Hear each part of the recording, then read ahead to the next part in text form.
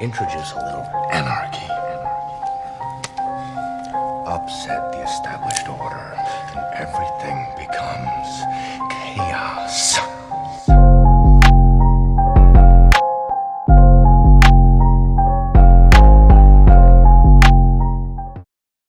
And waited, and nobody said anything. So finally I came out and said it. The mistake that I made was I should have hired an attorney before blowing the whistle instead of after. I hired an attorney afterwards, and I had to be very reactive because, you know, the FBI, the White House, the CIA, the Pentagon, they leak like a sieve. But when they leak in their own interests, nothing happens to them. That's just how Washington works. But they want to make sure that if they don't like the leak, that the person who leaked whatever they don't like is going to spend much of the rest of their life in prison. So if somebody knows something and they want to go public with it, absolutely go public. I would say, though, hire an attorney first and try to go through your chain of command if it's possible. Sometimes it's not possible. In my case, it was not possible. I wanted to blow the whistle on the torture program. My chain of command created the torture program. My chain of command were the torturers. And so, yeah, I couldn't go to them and say, hey, listen, I think, you know, you guys, this is a moral problem and you guys shouldn't be torturing people. That's ridiculous. I was already known as the human rights guy, and that was not a compliment at the CIA. Right. And I couldn't go to the congressional oversight committees either because they were the ones that secretly approved the torture program and then secretly financed it. And so my only alternative was to go to the media. And it was a big risk, but that's what I did. So if there's something that you know that you want to go public on, go public if you have to. Go through your chain of command first. Go to the Congressional Oversight Committee second. If that doesn't work, go to WikiLeaks because they've never blown a source. And hire an attorney. Oh wow, I didn't know that. I might need to hit WikiLeaks up. You know, I've been on the side of FBI investigations and things like that when it came to them surveillancing what they label Black identity extremists. Yes. I've actually was just on the Hill earlier this year before the pandemic happened. With mediajustice.org. And Maisha Hayes is the campaign director there, and we were talking about some of the harassment that goes on for in particular Black activists and people who speak out against police brutality and just the different ways that the FBI harasses us. I've been harassed so much by the FBI. My wife can testify to it. My mom can testify to it. My church can testify to it. Oh yeah, I believe that. They followed me to church. They followed you to church? Yeah, and they sat in the pew directly behind me. Like, what did they think I was going to do in church? But that's what they do. That's part of the harassment. That's what they do. You know, the FBI is actually very good at surveillance. They can be so discreet you would never know that they were on you. Or they can be in your face. Yes. And when they're in your face, it's just to intimidate you. Yes. And I was aware of that because, again, being a contractor with NSA and CIA, they trained us on all those things. I've been anywhere from counterterrorism to IT intelligence. I worked at the old Walter Reed when it was on Georgia Avenue before it moved to Bethesda. And it at first I was scared because I never had a criminal record, never had a criminal background, and as a Black man in America and married, and me and my wife, all my kids are by her, and so being approached like that for speaking the truth, was kind of scary at first, but then a boldness overcame me and let me realize that I'm doing this for the right reasons, I'm doing this for the right people, and that's why I invited you onto the show, is because researching a little bit about your story gave me boldness. So one, I wanted to show my appreciation to you because and from my culture, I would call you my OG when it comes to whistleblowing. I appreciate it. Yeah. So, but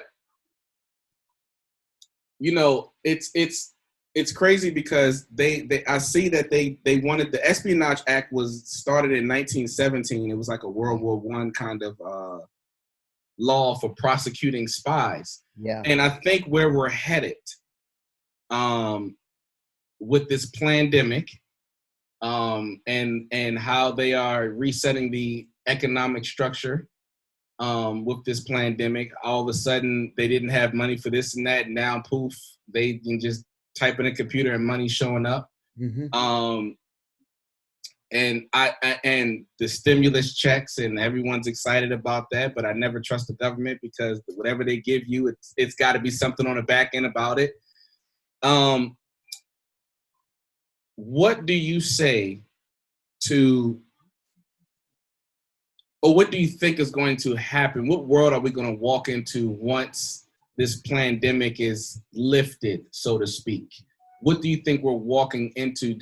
Because I feel like what you expose with the waterboarding and things like that are going to start happening to American citizens that speak out against the government and their wrongness. So talk to us about your thoughts about how this is all going to end up after the pandemic. I'm actually very worried about this. Okay. And I'm very worried because it appears that there is no national plan. There's no national policy for either how to address this or how to address the end of it and the reopening. But I think the truth is that there is a plan. And it's not a plan that I think most Americans are going to want to support. You know, on the one hand, I'm worried about the spread of this thing. I'm worried about catching it. My cousin George died from it. I have a friend, Alan, who died from it 2 weeks ago. It's nasty. It's killing people, right? Yeah. I get it. I understand that. It's a bad thing. And like everybody, I'm worried about a second wave and whatever. But I'm actually more worried about the loss of our civil rights and our civil liberties. Yes. Talk about that. I'm worried about the cops saying, no, that we can't gather. We can't have a peaceful political gathering because there's a chance we might infect each other with something, you know? And then that becomes the law or the de facto law, at least. Yes. So, you know, on the one hand, I get sick to my stomach. Like I actually get a knot in my stomach when I see people with, you know, Nazi flags and Confederate flags with AR-15 slung around their shoulder, taking over the Michigan State House. But at the same time, I'm thinking, you know, I understand the frustration. I understand the frustration. Now, with that said, I said something on Twitter the other day. Maybe I shouldn't have, but I called on every black man in America to arm himself and go to his state capital. Yes. Because I said, if it's good for these hillbillies, you know, and this is just patriots expressing their patriotism. Yes. What about the rest of us? Right? I'm a patriot. You're a patriot. We should be able to express that too, and not risk the ire of the cops or the National Guard or the FBI or whoever it is that's going to come down on our heads because we're expressing our constitutional rights. So that worries me greatly. What did you think about the lady who had the black activist walk her to her office and protect her? Absolutely awesome. Yes, and you know, I love that about you because you're a white man speaking that kind of truth, and I really appreciate that. I want to say that sincerely from the bottom of my heart. I wish it was more people like you that spoke up like that. Like you have Robert Kennedy Jr. and the whistleblower lady that came out against Dr. Fauci, who did the pandemic documentary and so forth. And it's just a lot. You know, it's crazy because the media will have people like me and you go against each other. Mm-hmm. They will have us argue and fight against each other. And we know that racism exists. We know that systematic oppression exists. We know these things. Which is why we're whistleblowers. But at the same time, we need people like you to stand up with us and help us and be a voice for us. And you've done that. You, Ed Snowden, a bunch of other guys have spoken like that. What the Black community has experienced at large is not just happening to Black folks, it's happening to all people on American soil. And even in other countries, they're just like, I call it the system of the beast. You know, I've been very, very fortunate. I grew up in an immigrant household. My grandparents are all from the island of Rhodes, which is now a part of Greece. But when they were growing up, it was under Turkish occupation, and they had no rights. They were an oppressed minority.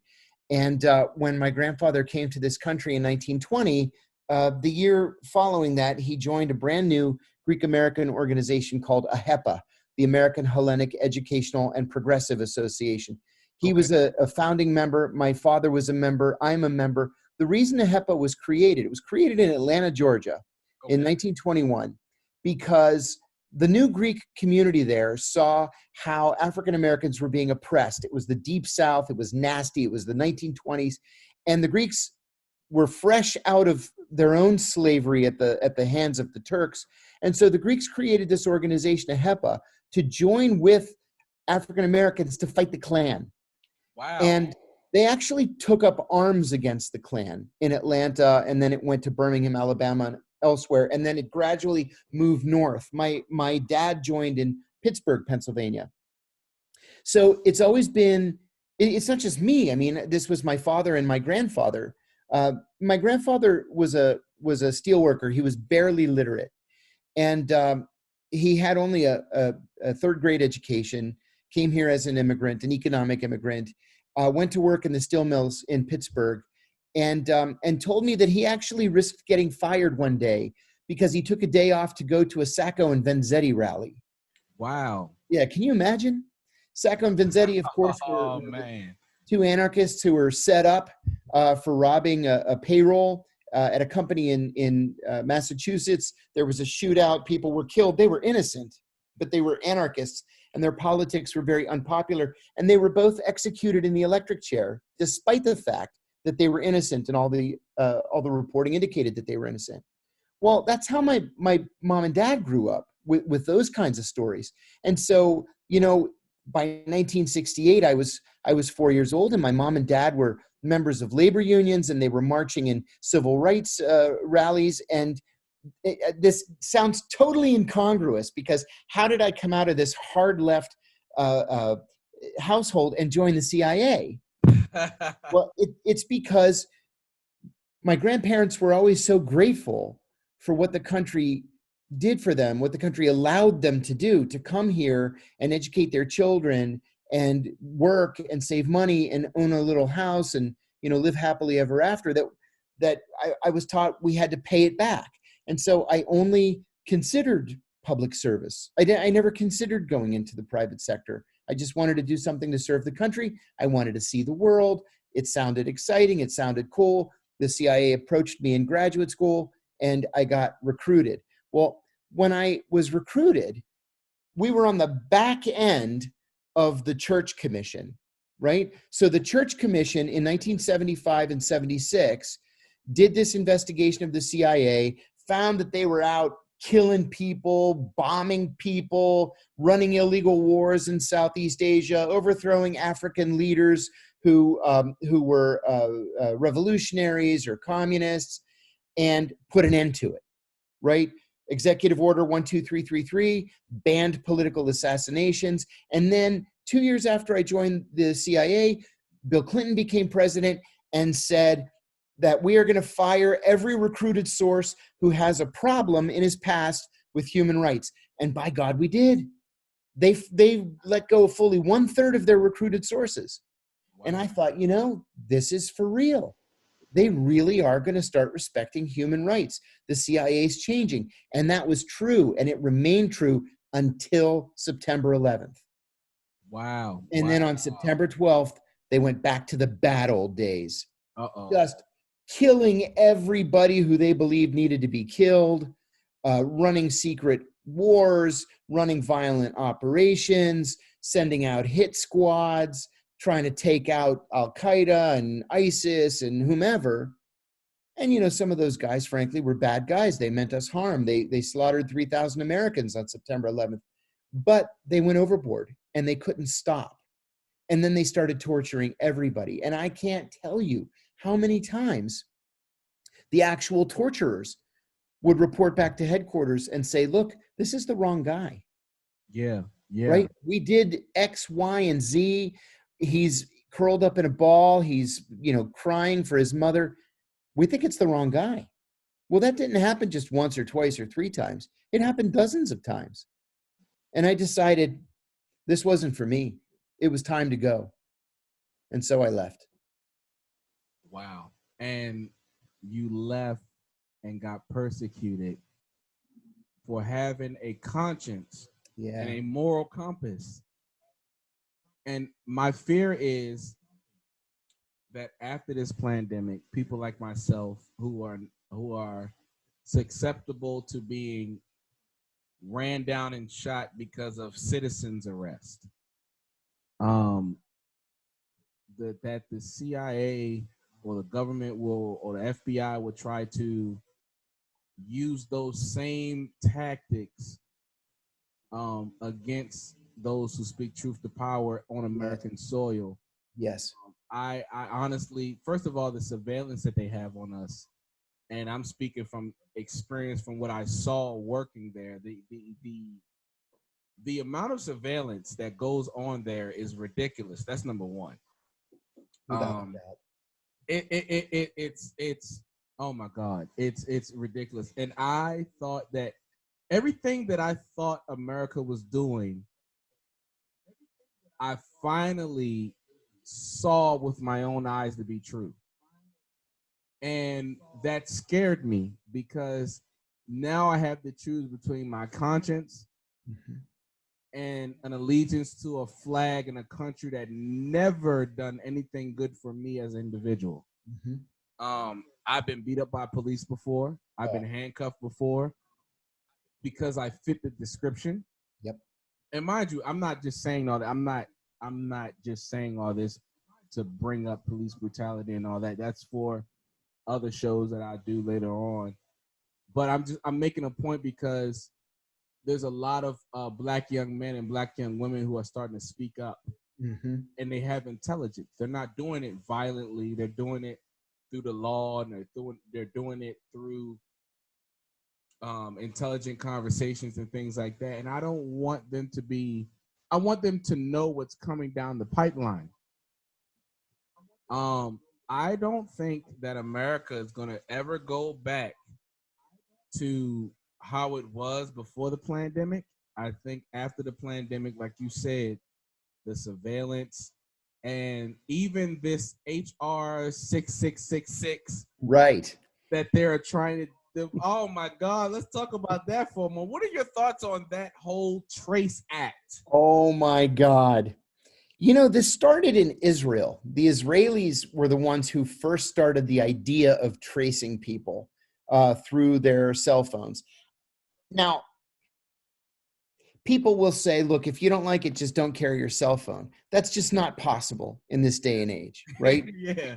We can't live without our cell phones. You wouldn't be able to talk if we didn't have cell phones. Yeah, exactly. Yeah. Exactly. That's it. There was a vote today in the United States Senate, and the Senate voted to allow the FBI to collect our browser histories from our internet providers without a warrant. Whoa. Without a warrant. Again. Please say that again. Please say that again. Isn't this awful? This happened today. The United States Senate voted to allow the FBI to go to our internet providers and take our browser histories without a warrant. Without a warrant. And when I say without a warrant, I mean without probable cause. So if they don't like you, and they don't like your face, and they don't like your politics, all they have to do is go to your internet provider and say, we want to see every single website he's gone to in the last 2 years. And they have to give it to them. And then what they do is they go through and they say, oh, he's got a pattern.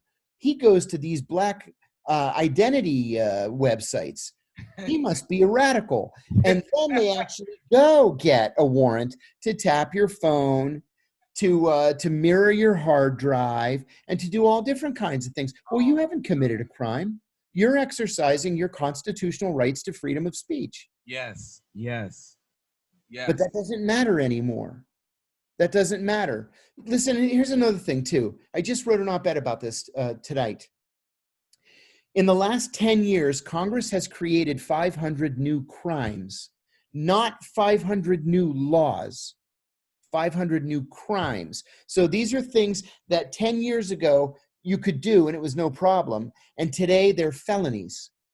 We are the most over-regulated, over-criminalized country in the world, to the point where Harvard law professor Harvey Silverglate, in his book, 3 Felonies a Day, says that the average American on the average day going about his or her normal business commits 3 felonies every single day.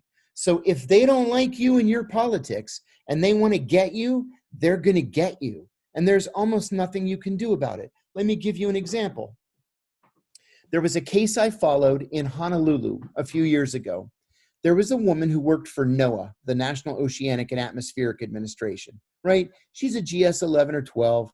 She's not making any money. It's expensive in Honolulu. So she and a business partner buy a boat. And on the weekends, they take tourists out on the boat to go whale watching, okay? So they're out there one day, and they come across a whale feeding on a seal carcass.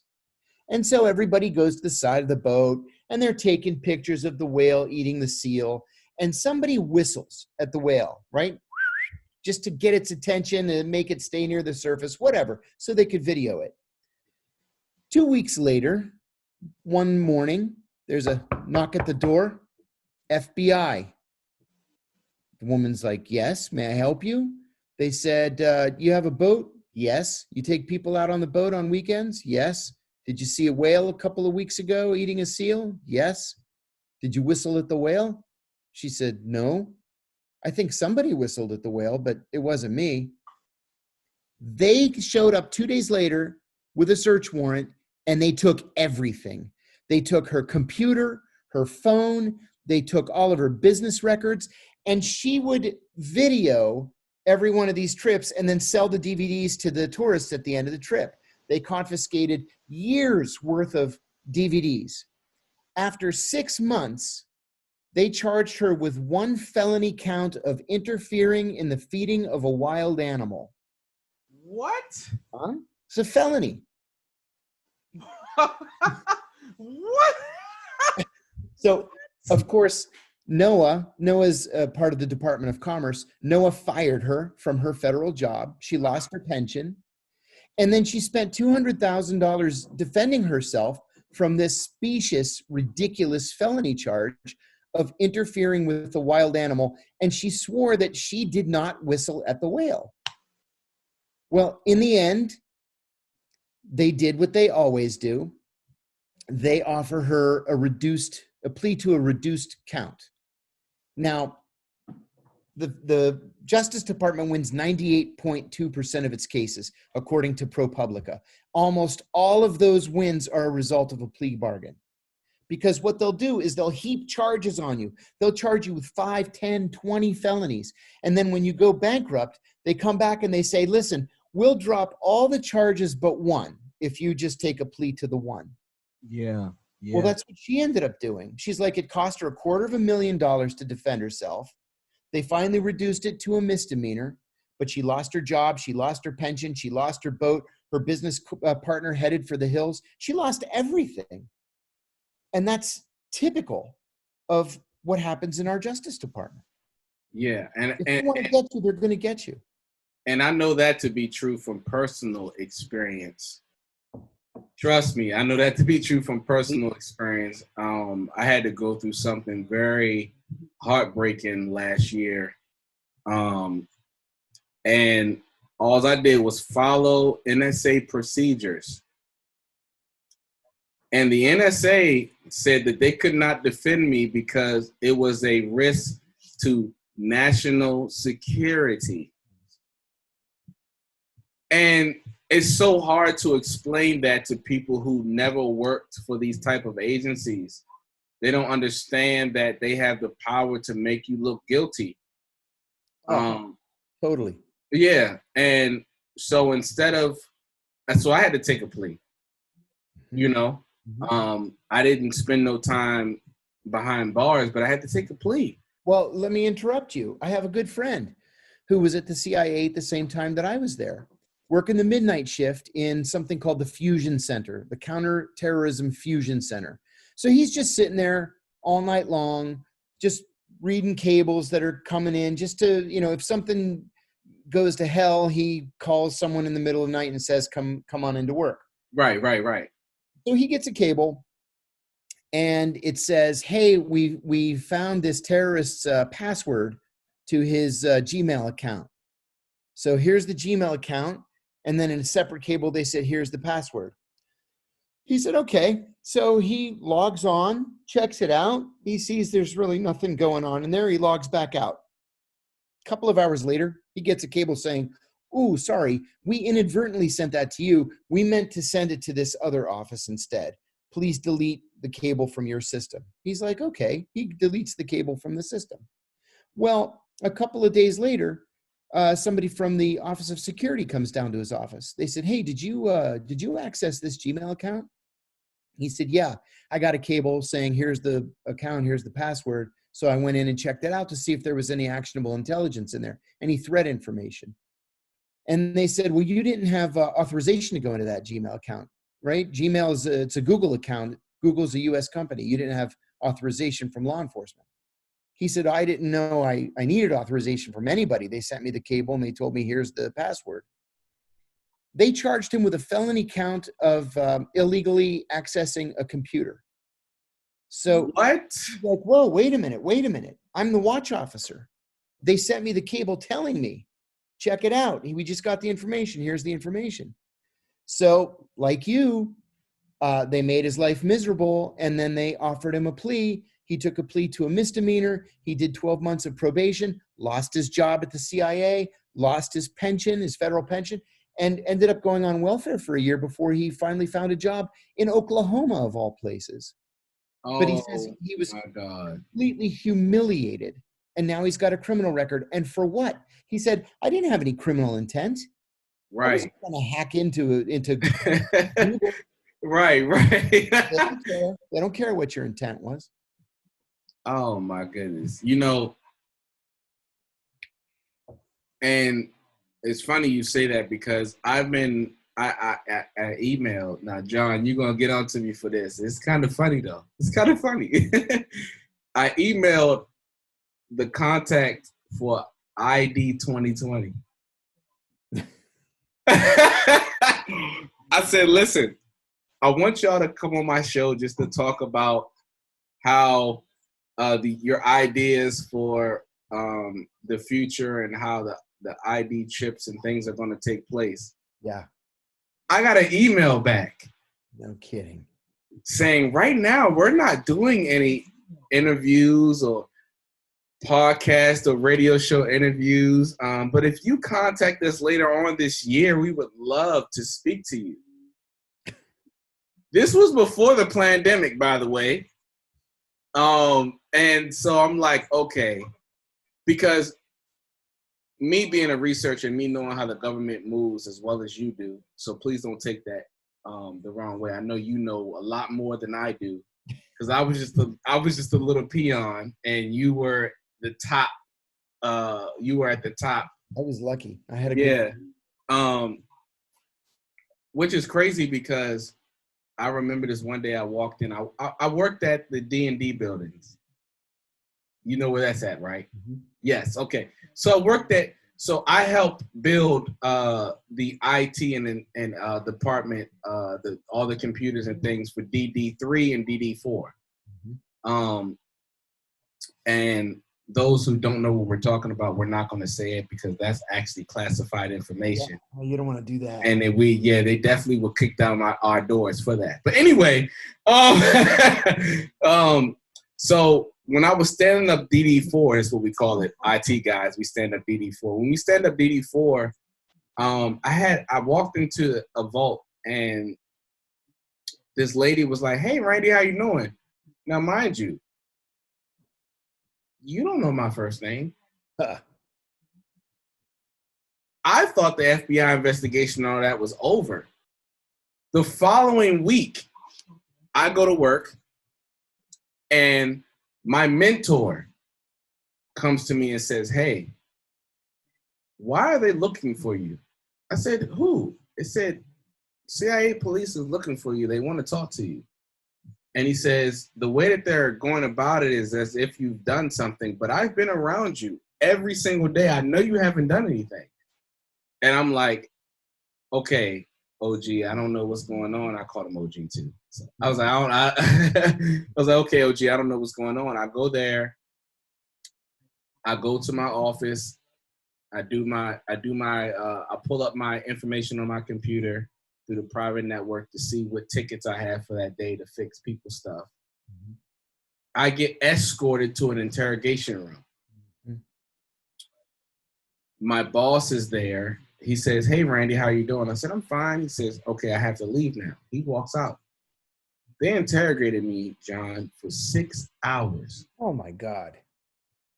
With 1 cup of water, which, by the way, was one of those small Dixie cups, which was halfway filled. They pulled out my personal email, my text messages, my phone logs, my social media posts. And the excuse that they had was, "I'm too anti-government. They don't trust me on their properties." Oh, my God. So they fired me that day and said, "If you want to appeal it, we'll send it to you in a letter in the mail," which I never got. "And do not post anything against us again." Now, mind you, the social media posts that they pull, I believe I'm a Christian. I follow the teachings of Christ. Mm-hmm. However, I don't do theological gangbang, and I don't get on to other people about what they believe. I respect everyone.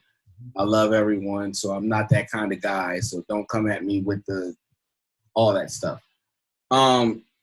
But it was a segment that I taught in the book of Revelations where it talks about how God was going to come back and he was going to overthrow the wicked government and establish righteousness on the earth, and et cetera, et cetera, et cetera.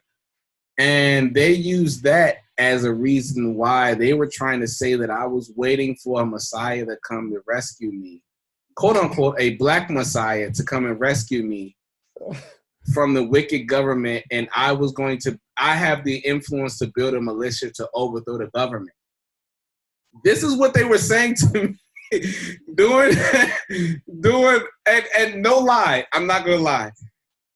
I thought when the guy brought the jug of water in a cup, I was like, am I about to get waterboarded right now? Like, is this really about to happen? Like, I was like, oh snap, this is really about to happen to me. But you know, at the end of the day, man, I want the truth to be out there, and I want the American citizens to realize that it's gotten so bad that it doesn't matter what your color, creed, or code is. The elites are out to get us all. Yes. And we have to stand and unite together to fight against them. I had a guy on my show before. He helped me do my documentary, which got taken offline, by the way, called Inventors of Evil. I talked about how the elites meet up secretly, and they have conversations. I talked about a lot of the things that's on that documentary that's on Netflix called The Family. Yeah. Right. I talk about how as part of our indoctrination into the agencies, they say that anything you see in television or movies, we have more than that. I talk about that all, but I bring all that up to ask this question. Is it too late to go off grid? Is it too late to be so protected that you're not bothered? Or do we all just need to unite and stand up for what is right? Give us some guidelines from your perspective on how we can protect ourselves from this kind of tyranny. It's funny that you ask that. I'm actually under contract to write a book for Skyhorse Publishing called The CIA Guide to Disappearing and Living Off the Grid. And the truth of the matter is you can't disappear and live off the grid in the world of technology that we have today. Not unless you just eschew any use of technology. No more cell phone, no more computers, no more internet. You can be like Eric Rudolph, the abortion or the abortion live in the woods. Yeah, you can live in the woods and then sneak into town at night and go through restaurant dumpsters and stuff. But that's not really so you can't. And you know what, Randy? To me, that would almost be like giving up, to tell you the truth. Wow. I want to fight them. I want to fight them with ideas. Yeah. You know, it's funny. One of the things that I learned in my whistleblowing experience is that I should accept support and help wherever I find it. Yes. And so, you know, I remember when I first got arrested, my wife said to me, "Well, you never have to hide your politics again." And I said, "You know what? You're right. I have nothing to hide now. I can say what's on my mind instead of, you know, making sure that I'm in the mainstream with everybody else. Now I can say what I believe." Well, as it turned out, that many of my supporters were from the right, people who believe in civil liberties. Wow. And so, you know, I got home from prison and I'm getting calls from like Ron Paul. I'm on the Tucker Carlson show all the time. He actually called me yesterday. So I'm happy to take support from the right, and I get support from the left too. But I also learned that there's this other group out there that's neither right nor left. They're just concerned about the same kinds of things that I'm concerned about: our personal freedoms, our liberties, civil rights, human rights, you know, the rule of law. And when I say rule of law, I don't mean like, you know, the cop kind of rule of law. I mean our constitutional rule of law. Yeah. I believe that there are some aspects of our society that are out of control and need to be reined in. Number one being the police. I'm a follower of so many of these pages, Cop Block and Police the Police. Seriously, right? The outrages that we see every single day, literally every single day, should lead every American to believe that the system is broken and it needs to be repaired. Yeah. And the only way to repair it is to completely tear it down and rebuild it. Yes. Come on, man. Same thing with sentencing reform, right? We've had so many consecutive administrations that want to be tough on crime. Well, what does that mean? That means we have 5% of the world's population and we have 25% of the world's prison population. Mm-hmm. That means that we have mandatory minimums that no other country has. That means we have people serving life without parole for first-time, non-violent drug offenses. Yes. Come on, brother. Come on, man. Ashamed of, and we got to take the whole thing apart. You know, and I agree, because, you know, there are people who work for these agencies and for the government that, if they are aware of what's actually going on, will help us in this fight. Yes, if they knew. Yeah, if they knew. And it's people like me and you, whistleblowers like me and you, who shine light on that. And it's because it's more of us than it is them. Yes. It is. And they have a scare tactic. They have people in fear and not understanding that it's us, the people, it's we, the people, who actually have the power to shut all this down if all we do is unite and overthrow them. But listen, I'm not going to take too much more of your time. I'm like five more minutes. You bet. First of all, I want to say I'm humbled. I'm honored, truly, and I'm not just saying this because you're on my radio show right now, but I'm being for real. I'm truly humbled and I'm honored to know you, to have access to you, to have you on my show. Thank you. You're a hero to me, bro, and I mean that from the bottom of my heart. You're a hero to me, man. Tell me where you live. We'll go out for a beer. Yeah, I'm in Maryland. Oh, you are? Yeah. Okay, good. When this thing is over, we'll meet up for a beer. Yeah. I got some stories I could tell you offline that I think is worthy of a cocktail or two. But real quick, I want to spend the last couple minutes. I want you to tell my audience what you're doing, what you have next, where to support you at, and the whole nine. Thank you. I've got a website, johnkiriakou.com. John, John, Kiriakou is KIRIAKOU.com. I sell copies of my first book there. My first book was published by Random House back in 2010. I have the only remaining hardbacks. They're just a handful of them. I'm happy to sign them and dedicate them any way you want. I'm happy to send it to you. Cool. And I've got a couple of other books I wrote. Doing Time Like a Spy, How the CIA Taught Me to Survive and Thrive in Prison. That actually won one of the country's 4 top literary awards, the Penn First Amendment Award. And let's see, the next one was The Convenient Terrorist, Abu Zubaydah and the Weird Wonderland of America's Secret Wars. Hey, John, hold on one second. Tell me your website one more time so I can write it to my audience. Thank you. It's JOHN. Okay.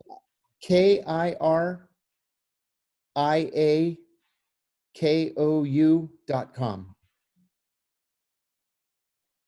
I also made 100 art prints. Woody Guthrie, the folk singer, famously had a beat up old guitar, and he stenciled on the guitar, "This machine kills fascists." Well, I did an art print.